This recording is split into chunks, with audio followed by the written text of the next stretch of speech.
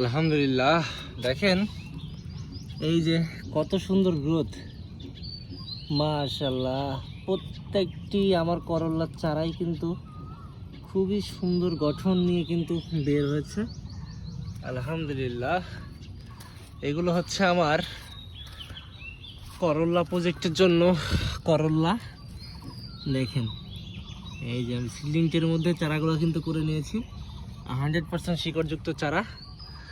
তো এই চারাগুলা দেখেন গ্রোথ কত সুন্দর, মাশাআল্লাহ।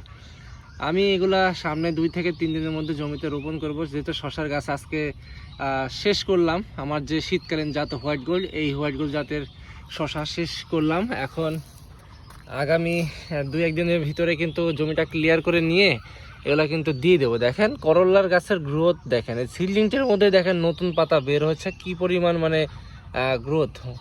এটা কিন্তু 40 দিনের জাত, 40 দিনেই কিন্তু ধরবে। এটা একটা ইন্ডিয়ান সিডস, এটা বাংলাদেশেই পাওয়া যায়, বাংলাদেশি কোম্পানি এটা নিয়ে আসে। এটার নাম হচ্ছে